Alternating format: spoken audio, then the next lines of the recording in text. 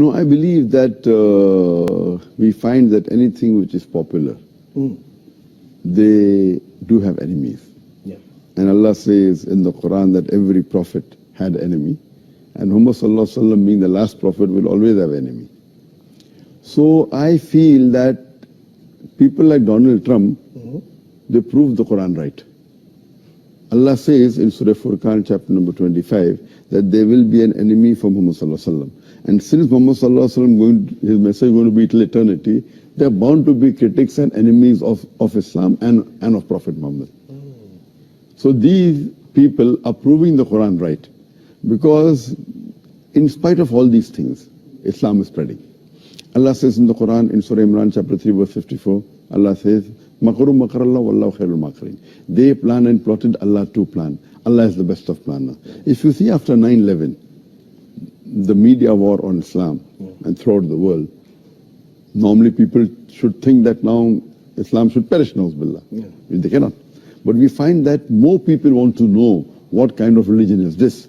And we find that in USA alone, in a span of about 9 months after 9/11, 34,000 Americans accepted Islam. In Europe alone, in a span of 10 months after 9/11, more than 20,000 Europeans accepted Islam. So more they are trying to attack Islam, more Islam is spreading. I believe that such type of people, in the long run, it is benefit for Islam. People want to know what is this religion.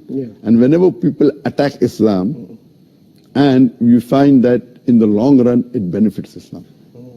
All right. That's fantastic. Now, Dr. Zakir, do you agree if I say that now Muslims are caught up with efforts to restore the image due to Islamophobia campaign in the West? So because of this, they forget to promote noble values of Islam. Yes, I do agree with you. Many a time we Muslims being emotional, we fall into the trap.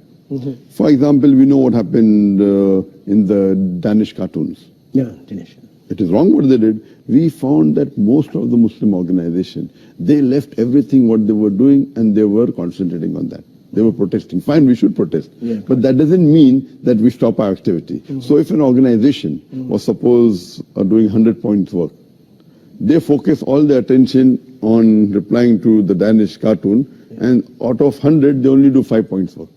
So imagine if all the organization do that, it will be a loss for the Muslim Ummah. What we require, there should be specialized organization to take care of this. And I've given a talk on this, how this should be dealt. What we do, we become emotional. Fine, we disagree with it. But don't become so emotional that whatever positive work you are doing, you also stop that. So if he's attacking Islam, we don't leave everything.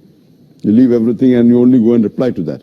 I mean, for example, as I told you earlier, that anyone that is popular, they're bound to be criticism on him. I mean, for example, if you go on the Google and if you type my name, there'll be about approximately 15 million websites which has my information. I would say approximately 15 to 20% would be against me.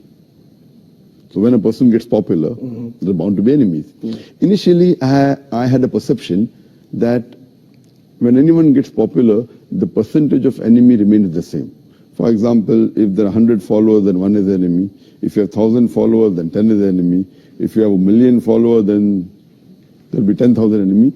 The 1% remains the same, or 2%, or 10%, whatever the percentage, it remains the same. But later on, I realized that it's not like that. If you see the seerah of the Prophet Muhammad, when he started preaching Islam, initially he had 5 followers, no enemies. It became 50, 100, no enemies. When it started increasing, then the enemies started appearing.